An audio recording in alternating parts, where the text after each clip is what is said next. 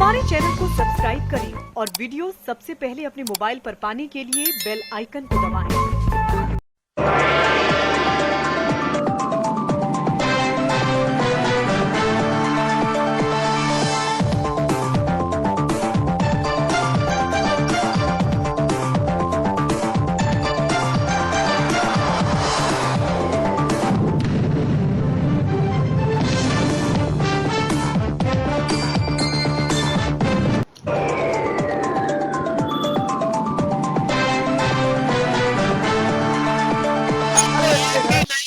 बनाया गया क्या सारे 3 वर्ष में एक भी नया बिजली घर उत्तर प्रदेश में जिस सरकार पर शिलान्यास बाबा ने किए हो उसका नाम हमें बता दो।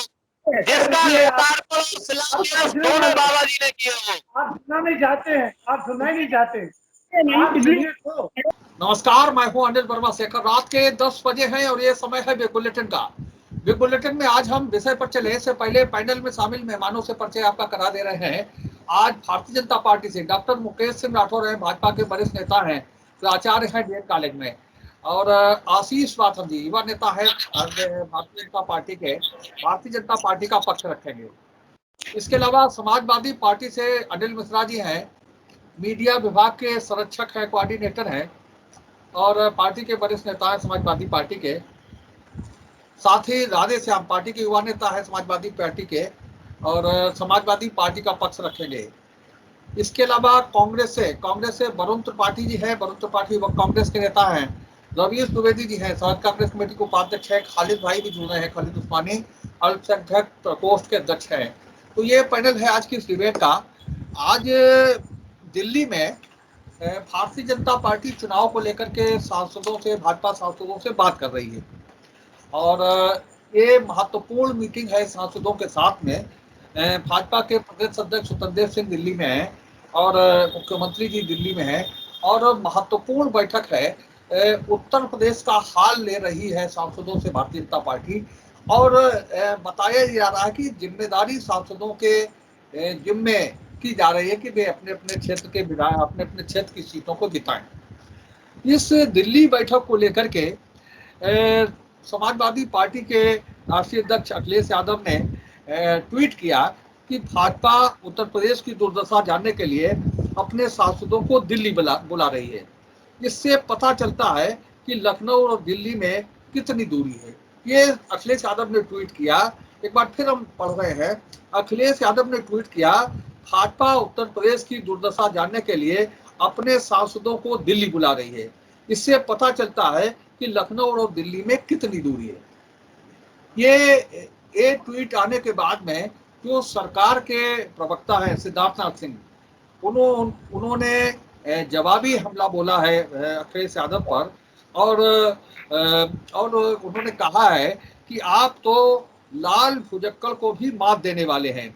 जिस व्यक्ति ने पार्टी यानी समाजवादी पार्टी को खड़ा करने वाले खून के रिश्तों को ही दूर कर दिया, उसे दूसरों को लेकर कल्पना लोक की सैर करने की बजाय अपनी छलनी के 72 छेदों की फिक्र करनी चाहिए। ये महत्वपूर्ण बयान दिया है, बिल्कुल जवाबी हमला बोला है और उन्होंने कहा कि आप दूसरों की चिंता मत करिए, आप अपनी पार्टी के 72 छेदों की चिंता करिए और उसकी चिंता करिए, क्योंकि आप अपने परिवार में जो आपके परिवार में जो खाई पैदा हुई है उस हकीकत को आप बिल्कुल भूल गए हैं। परिवार में भाई भाई को दूर करने का खिताब आपके नाम है, ये आप भूल गए हैं। आपको जनता ने 5 साल पहले भी नकारा था और आपको जनता ने पहले भी 5 साल पहले नकारा था और नाकारा साबित किया था और आज भी जनता लानत मलानत करने को तैयार है। ये सिद्धार्थनाथ सिंह का बयान है जो सांसदों की बैठक, भाजपा सांसदों की बैठक चुनाव को लेकर के दिल्ली में हो रही है। उन्होंने कहा कि आप भारतीय जनता पार्टी की चिंता मत करिए, हम कहाँ बैठक कर रहे हैं, दिल्ली में बैठक कर रहे हैं या कहाँ बैठक कर रहे हैं, इसकी चिंता आप मत करिए। आप अपनी पार्टी के अपनी छलनी के 72 छेदों की फिक्र करिए। ये महत्वपूर्ण बयान आया है सिद्धार्थनाथ सिंह का, हम इस पर ही चर्चा करने वाले हैं। डॉक्टर मुकेश सिंह जी, आज आपसे ही शुरू करेंगे। किस तरह से सिद्धार्थनाथ सिंह का बयान आया है और किस तरह से एक तेज हमला बोला है अखिलेश यादव पर। अखिलेश यादव ने दिल्ली बैठक पर प्रतिक्रिया व्यक्त की थी और ये कहा था कि ये दिल्ली बैठक का मतलब ये है कि लखनऊ और दिल्ली के बीच में दूरी बढ़ गई है। ये अखिलेश यादव का ट्वीट है। और इसके जवाब में सिद्धार्थनाथ सिंह ने कहा है कि आप भारतीय जनता पार्टी या दूसरों की चिंता मत करिए, आप अपनी छलनी के 72 छेदों की चिंता करिए।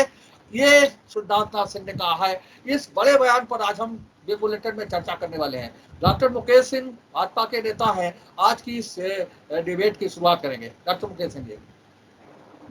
भाई साहब, सिद्धार्थनाथ सिंह का बयान बिल्कुल सही है और वो तो 72 की बात करते हैं, हम उसमें 172 और जोड़ दें तो 144 छेद की बात करेंगे, क्योंकि हम जानते हैं कि उत्तर प्रदेश में इस समय जो मुख्य विपक्षी पार्टी के रूप में समाजवादी पार्टी है, वो समाजवादी पार्टी निश्चित तौर से अपने ऊपर नहीं देख रही। कल भी ये प्रश्न आया था, आप देखें कि उत्तर प्रदेश में 67 जिला पंचायत अध्यक्ष भारतीय जनता पार्टी के हुए और 67 जिला पंचायत अध्यक्षों में समाजवादी पार्टी से छूट करके कितने लोग आए हैं जो भारतीय जनता पार्टी के समर्थन से जिला पंचायत अध्यक्ष की कुर्सी पर बैठे। कितने समाजवादी पार्टी के नेता समाजवादी पार्टी छोड़ करके भारतीय जनता पार्टी में शामिल हो गए हैं। इसके अगर आप देखें, परिवार की बात करें तो धर्मेंद्र यादव समाजवादी पार्टी के हैं, उनकी जो पत्नी रही है उनको भी फरुखाबाद से भारतीय जनता पार्टी ने समर्थन देकर जिला पंचायत अध्यक्ष बनाया है। उन्हीं धर्मेंद्र यादव की बहन संध्या यादव समाजवादी पार्टी छोड़ करके मैनपुरी में भारतीय जनता पार्टी के चुनाव लड़ी थी। ये जो चौपाल सिंह जी जो ठीक सगे चाचा हैं, वो दूसरी पार्टी चला रहे हैं और भारतीय जनता पार्टी के साथ मिलकर के ही चुनाव लड़ने की उनकी इच्छा लग रही है।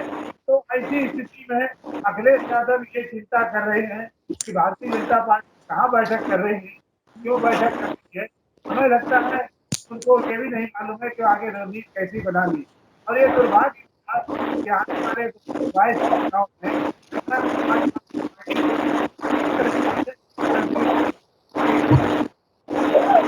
हमारी तरफ निषाद हमारी तरफ हो जाए, कोई हमारी हमें लगता है कि पहले वो यही देखें कि क्या उनका क्या पार्टी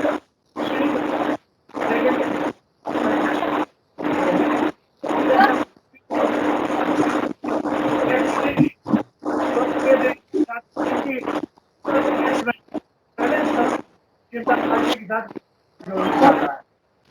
साथ तो बढ़ाई रहा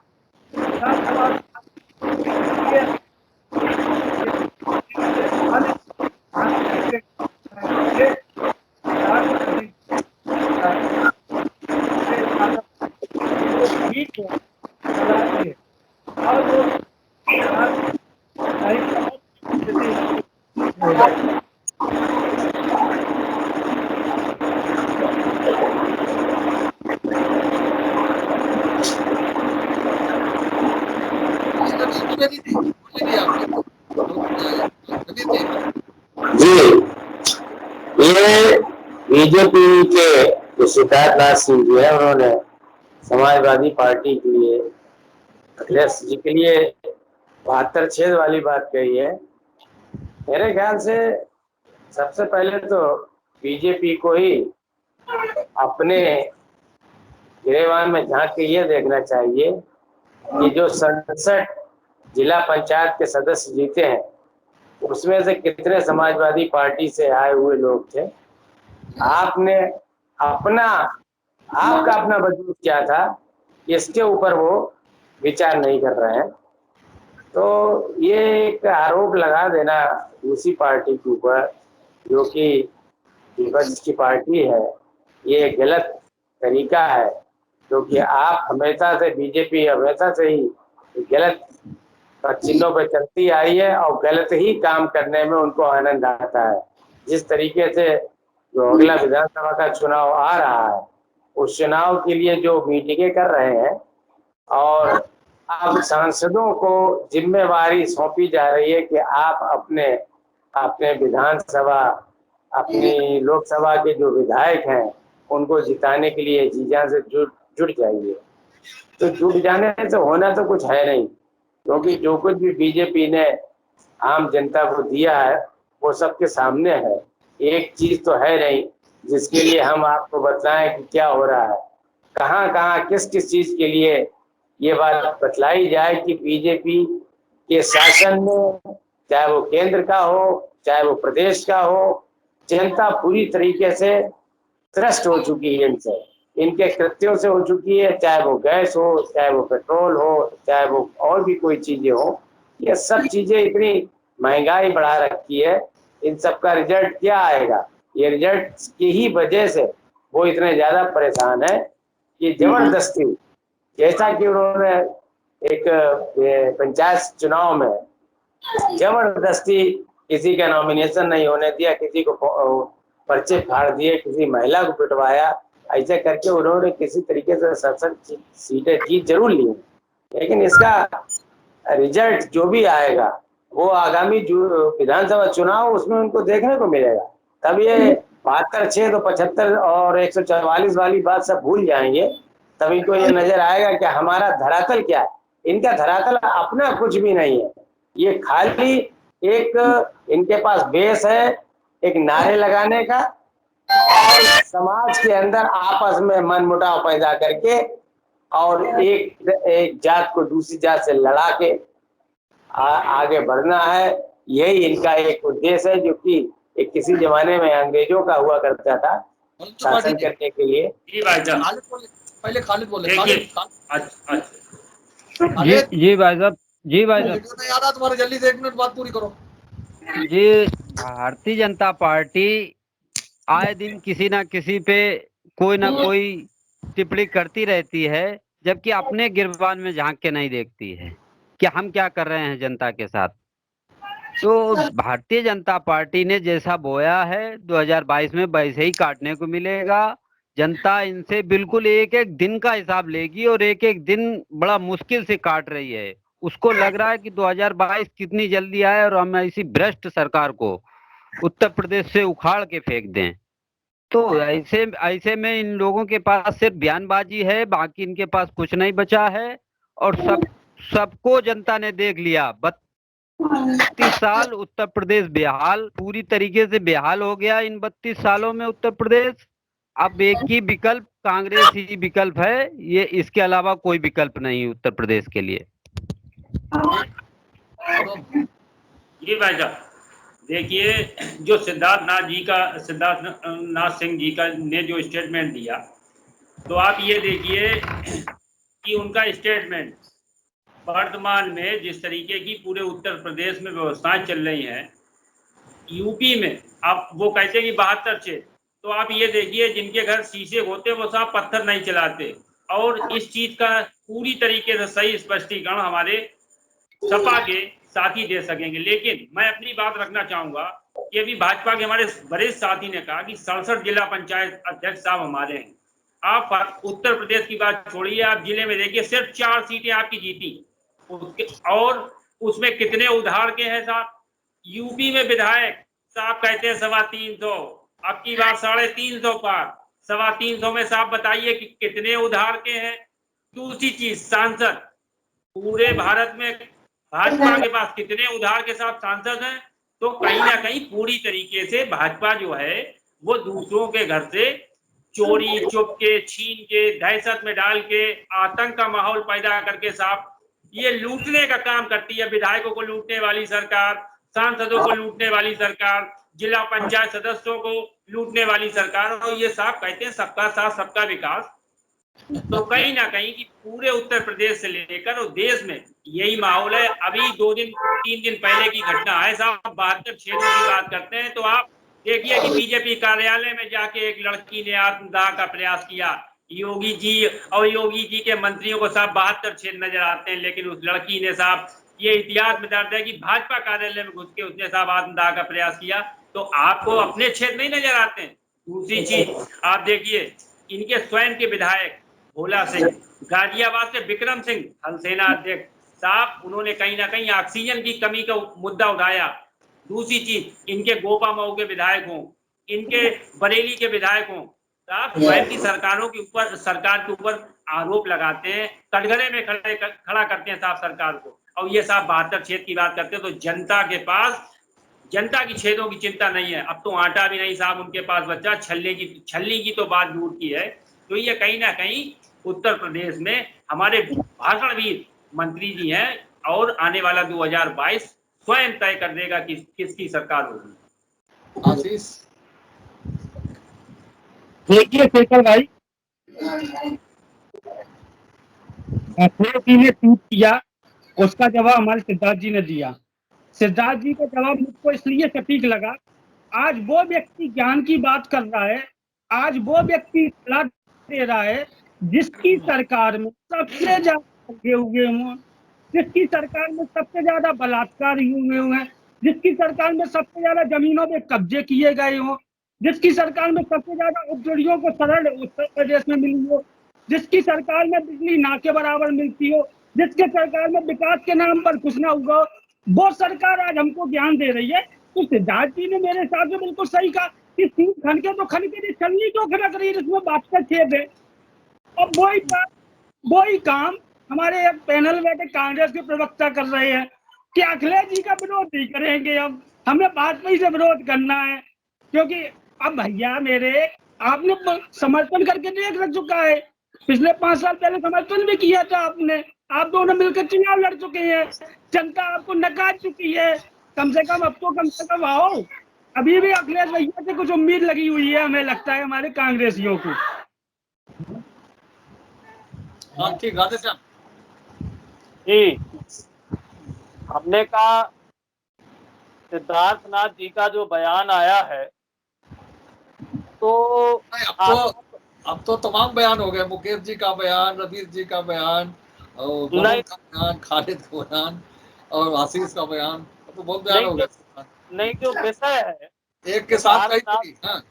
नहीं, जो विषय है, सिद्धार्थनाथ सिंह जी ने ये कहा है कि अखिलेश यादव की छलनी में 72 छेद, तो पहले अपने गिरेबान में झकें। तो आशा उम्मीद तो ये करते थे कि सबसे पहले भाजपा के जो प्रवक्ता बोले वही उस पर कुछ बोलेंगे, तो वो तो नहीं बोले, वो अपना गोल गोल घुमा के चले गए। हम उनकी बात को नहीं पकड़ पाए थे जिस पर हम बोलते, लेकिन भाजपा के जो दूसरे प्रवक्ता बोले तो 1 मिनट में ही हमें बहुत सारी चीजें दे गए जिन पर हम बहुत कुछ बोल सकते हैं। उन्होंने बोला कि इसकी सरकार में अपराध बहुत होते थे। मान्यवर, आपको जानकारी अगर ना हो, केंद्र में आपकी सरकार है और आपकी सरकार ने जो डाटा प्रस्तुत किया है उसके मुताबिक महिलाओं पर बलात्कार 3 गुने हो रहे हैं योगी सरकार, अखिलेश सरकार की।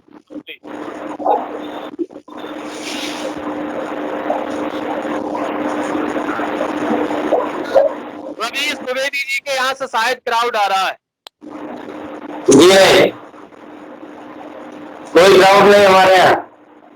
बढ़िया बोल रहे हैं। महिला अपराध में 3 गुना उत्तर प्रदेश हुआ है। अभी 3 दिन पहले नित्यानंद राय जो केंद्र सरकार में मंत्री हैं, उन्होंने ही डाटा पेश किया है संसद में, और अपने जवाब में उन्होंने संसद में ये बताया कि हिरासत में होने वाली मौतों में भारत में नंबर 1 पे उत्तर प्रदेश है। ये भारतीय जनता पार्टी के केंद्रीय गृह राज्य मंत्री ने संसद में बताया। आप ये समझिए, बताया गया बिजली ना के बराबर आती थी। बहुत अच्छी बात कही आपने, अब आ रही है, उससे हमें भी सुविधा है।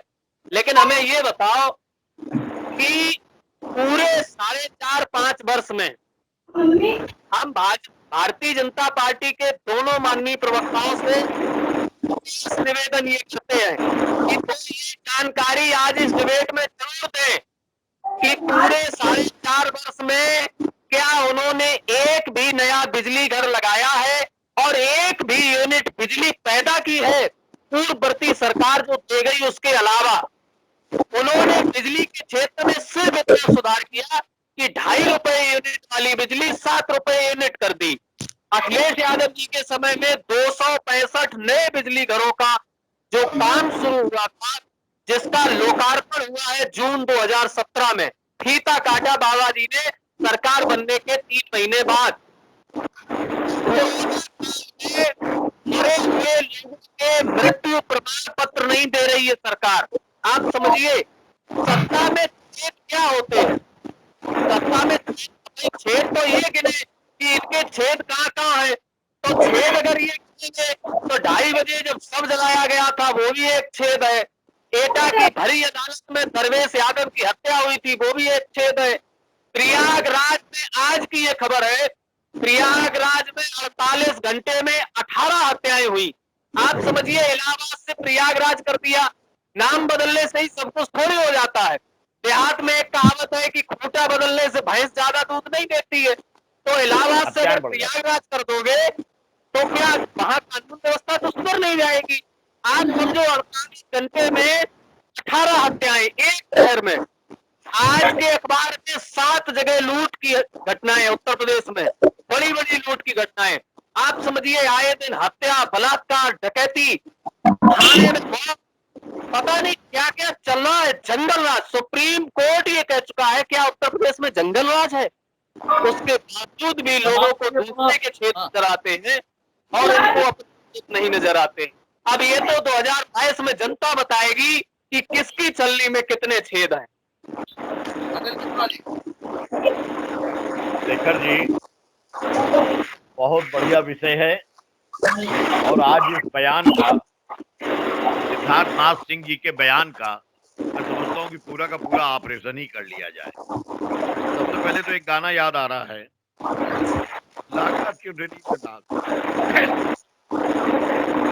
लागत चुनरी में दाग,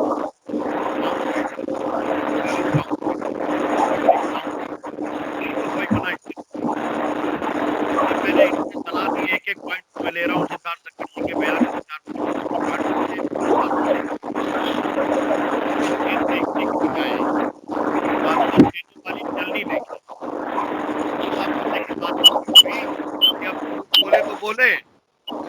बोले तो बोले, अब तो भारतीय जनता पार्टी की चलनियां बोलने लगी कि जिनमें खुद 72 छेद है वो दुस्साहस करने लगी।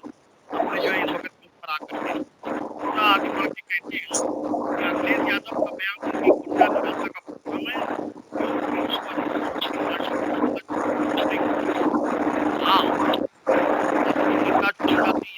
गड़गड़ाहट आ रही पता नहीं कहाँ से। अपनी चिंता और अपनी पार्टी की चिंता छोड़ी जाती है, उस वक्त छोड़ी जाती है जहाँ पे देश की चिंता की बात आ जाती है, जहाँ राष्ट्र की चिंता की बात आ जाती है, जहाँ लोकतंत्र की चिंता की बात आ जाती है, प्रजातंत्र का कत्लेआम। एक नई करती है, सही फिगर पे आ जाइए, न 72 न 144 77 छेद है। 77 जो है वो अपने आप के जिले हैं उत्तर प्रदेश में और 75 ही छेद हैं भारतीय जनता पार्टी की। लेकिन लोकतंत्र के सीने में एक एक छेद है। क्या गिनाऊं लखीमपुर खीरी की बात, गिनाऊं सिद्धार्थनगर के दूसरे छेद की बात, रायबरेली के? अगर मैं गिनाने लगूंगा तो 75 छेद में ही पूरा का पूरा चला जाएगा। हाँ, एक बात जरूर है कि इनको कुंठा और निराशा की बात करते हैं। शायद इनको जो है जिस वक्त ऑक्सीजन नहीं मिली लोगों को, जिस वक्त तड़पते हुए अपने परिजन का बिछोह था, उस वक्त पे आम जनता की कुंठा और निराशा इनको नजर नहीं आया। इनको कुंठा और निराशा आज बयानबाजी में नजर आ रही है। अखिलेश जी के बयान में इनको कुंठा और निराशा नजर आ रही है। वहां तड़पते हुए और बहते हुए सब जिसने देखे हैं चिंता की कुंठा क्या होती है, निराशा क्या होती है।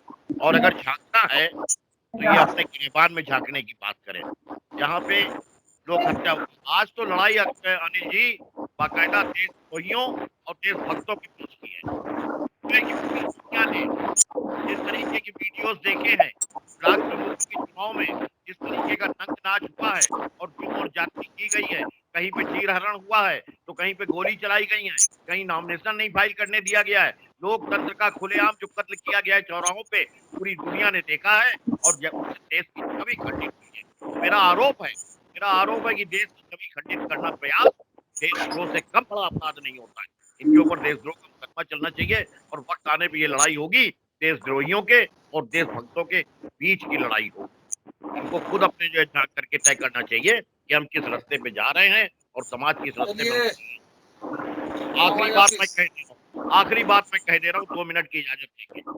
दिल्ली से फरमान जारी, दिल्ली से पलटी को फरमान जिले इलाही ने जारी किया और साहब बुला लिए गए। वहां दिल्ली में बैठ करके अगर कहीं उत्तर प्रदेश की दुर्दशा की चर्चा नहीं हो रही है तो फिर क्या हो रहा है? वहां उत्तर प्रदेश के नेतृत्व की दुर्दशा की चर्चा हो रही है कि उत्तर प्रदेश का नेतृत्व कितना शिथिल चल रहा है, क्या हो रहा है, कहीं पे इसको बदला जाए ना बदला जाए। मेरा अंदाजा है, हो सकता है कल के अखबार में सही बात सामने आ जाए, इस वक्त तो हम अंदाजे लगा सकते बैठे हुए नहीं, लेकिन ये हो रहा है वहां। और लास्ट में जो इन्होंने कहा है वही बयान इन्होंने सही दिया है अपने गिरेबान में झांक करके। एक पंक्ति है उसकी कि सत्ता सुख में मशगूल होकर इतने मगरूर रहे कि कुर्सी पर बैठाने वाली जनता को भूल गए। मैं आपके इस क्लीन कन्फेशन का, आपकी आत्महत्या रोकने का मैं स्वागत करता हूँ। ये बयान आप हमारे खिलाफ देने जा रहे थे, देते देते गिरेबान में झांक गए तो आपने क्लीन कन्फेशन कर दिया।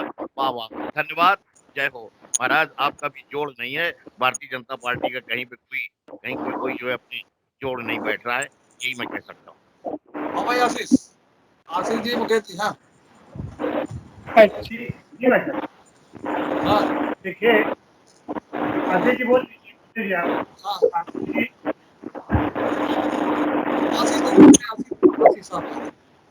जी, जी बोलो पहले। हाँ हाँ आशीष, हाँ।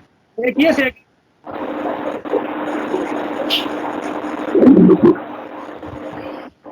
क्या इसने भारतीय जनता पार्टी के सामने की और बुलाने पड़े?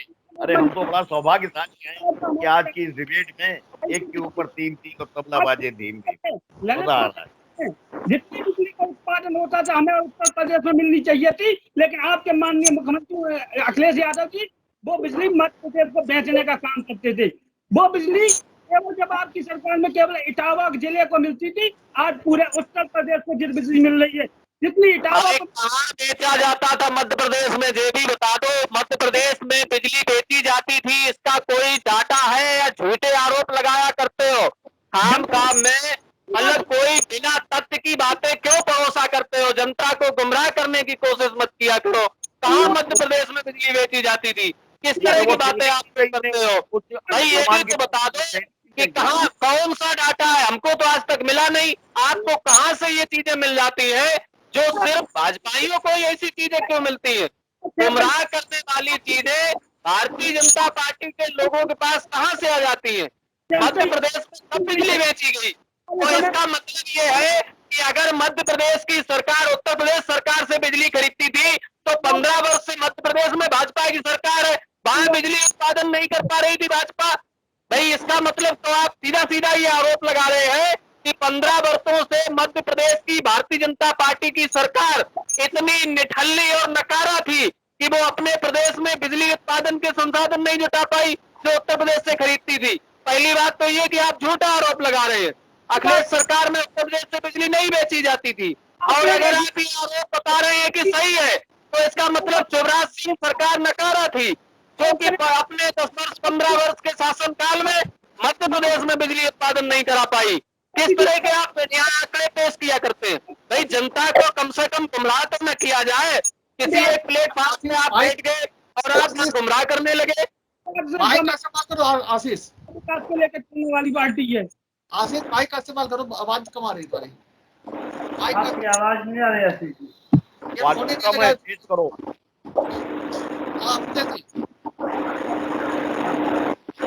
देखिए भाई साहब, नहीं लगाया।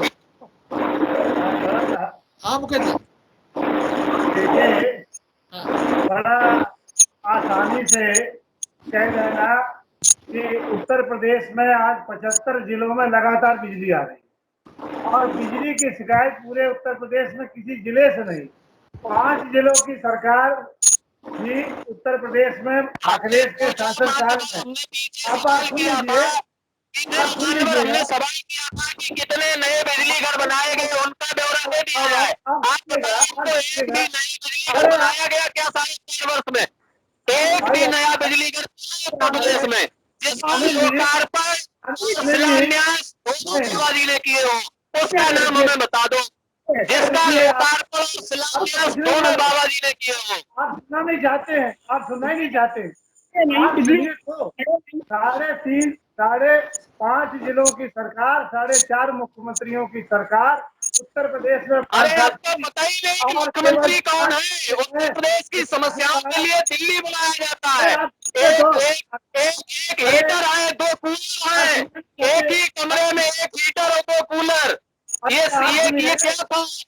1 हीटर है, 2 कूलर है और फिर वहां बैठे हुए हैं जो मालिक साहब। ये कितने मुख्यमंत्री हैं यहाँ पे? सुनील बंसल अलग मुख्यमंत्री हैं, बालाजी अलग है, केशव प्रसाद मौर्य जी अलग है। तो आपके यहाँ तो 11 मुख्यमंत्री है। हम पूछना चाहते हैं कि कितने बिजली घर बनाए गए, उनका भी ब्यौरा दे दिया जाए। अगर बिजली बार बार सब लोग चिल्लाते हैं, हमको ये बता दिया जाए कि कितने बिजली घर नहीं बनाए गए। 2017 में आपको जनता ने नकार दिया और अगर ऐसे ही करते रहे तो आपको भी 2017 में नकारा था, तो इसका मतलब ये तो नहीं हो गया कि आप 17 में सत्ता में नहीं आए। भाई 2007 में जनता ने सत्ता को नकारा, 12 हमारी सरकार आई, 12 में आपको नकारा, 17 में आपकी आई। तो इसका मतलब ये तो नहीं कि आज अगर हमको जनता ने नकार दिया तो कल मेरी सरकार नहीं बन सकती। ये दावा आप कैसे कर सकते हो? और किसी को बोलना बोल लीजिए। हाँ, और किसी को बोलना हो बोल लीजिए। हाँ भाई साहब, मेरा अगर टर्न है मैं कुछ इस पर कहूँ।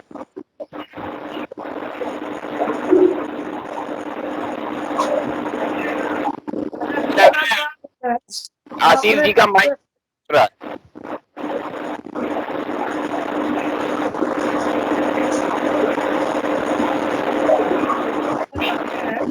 कांग्रेस के मित्रों से क्या अपने पैरों पर खड़े होकर के चलना नहीं सीख पाएंगे? क्या कभी भारतीय जनता पार्टी की आलोचना से मुक्त होकर के कभी अपनी बात नहीं कहेंगे? हमें लगता है कि आपने एक बार गठबंधन करके सरकार बना के देख ली, आपको जनता ने उस समय भी नकार दिया, आज भी आप अपनी बात नहीं कह पा रहे हैं। आज भी आप समाजवादी पार्टी के प्रवक्ता बनकर के बात करते हैं। अरे भाई कांग्रेस के मित्रों, कभी कभी अपने जहन में झांक लिया करो कि आप भी कहीं धरातल पर आने का प्रयास करिए। आप हवा में ही उड़ते रहे। नहीं, आपको काय परेशानी हो रही? अगर कोई सत्य बात बोल दे, आपको काय परेशानी हो रही? साइकिल पर राजनीति करना चाहते हैं तो आपका भी कुछ वजन वजूद होना चाहिए। आपका कुछ नहीं दिखाई पड़ता है। और समाजवादी पार्टी तो 5 साल में जब कुछ नहीं कर पाई, जनता ने नकार दिया, तो भारतीय जनता पार्टी की जो व्यवस्था है चुनाव की, उसी पर टिप्पणी करना शुरू कर दिया। उसके पास कुछ बचा ही नहीं। पार्टी की यही व्यवस्था है कि किसी को नामांकन न करने दिया जाए, नामांकन करने वाली महिला की साड़ी खींची जाए, इटावा में कप्तान के थप्पड़ मारा जाए। यही भाजपा की चुनाव लड़ने की व्यवस्था है। इसका भी प्रकाश डाला जाए। मैं डालना चाहता हूँ, मुझे भी मिल जाए आज एडिटर महोदय, मुझे भी 2 शब्द कहने का मौका मिल जाए। सुन लो भाई, बड़े बातचीत आया हूँ। सुन लीजिए। हाँ जल्दी से। मैं उसके साथ तो तय है, कुत्ता चना भूखेगा और की बात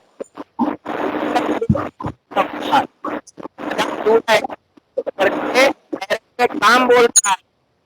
योगी जी ने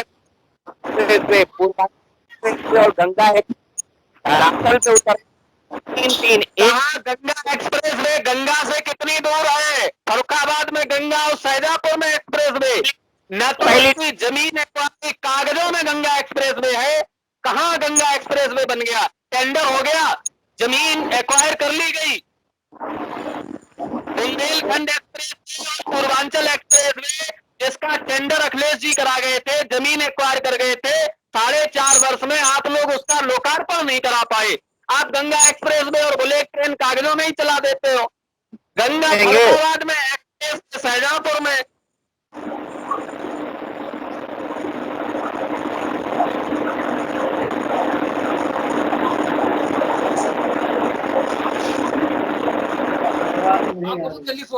जल्दी से। हाँ ये भाई मुकेश जी ने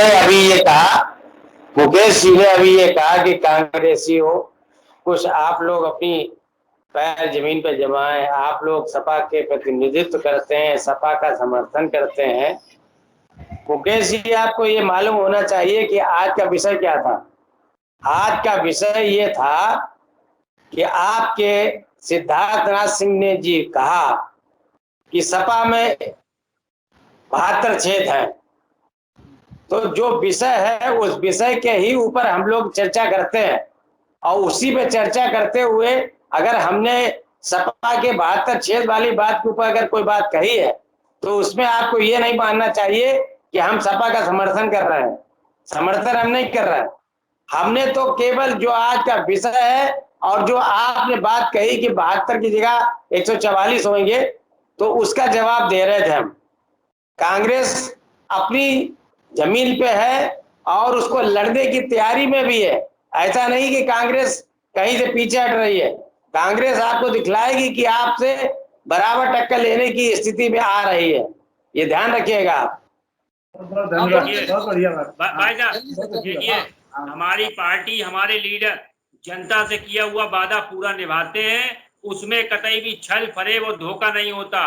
ये अमित शाह जी की पार्टी नहीं है साहब, ये सोनिया, राहुल, मनमोहन सिंह और महात्मा गांधी की पार्टी है। जिस तरीके से अमित शाह जी ने एक फर्जी स्टेटमेंट दिया था, मुझे शर्म आती है कि साहब कहते कि वो तो चुनावी जुमला था 15 लाख वाला।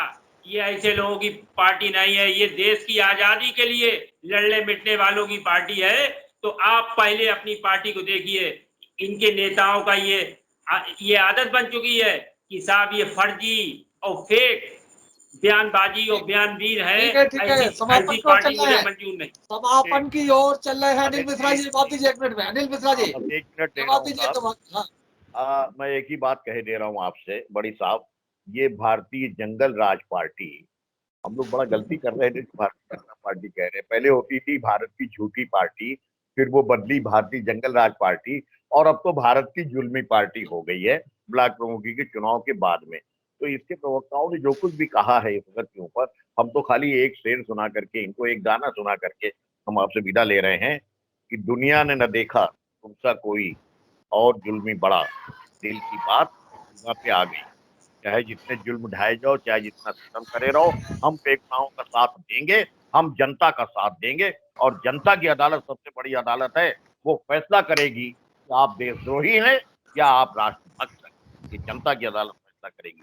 हिंदुस्तान बुलेटिन की आज की इस बहस को यही समाप्त कर रहे हैं। आज की इस बहस में भाग लेने के लिए डॉक्टर मुकेश सिंह जी का, अनिल मिश्रा जी का, रवीश जी का, वरुण का, राधे श्याम का, खालिद का, विकास पांडे का और आशीष रातम का बहुत बहुत धन्यवाद। हम कल फिर मिलेंगे एक नई बहस को लेकर, एक नए विषय को लेकर के।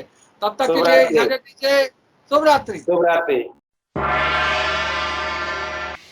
उम्मीद है आपको हमारा ये वीडियो, ये खबर पसंद आई होगी।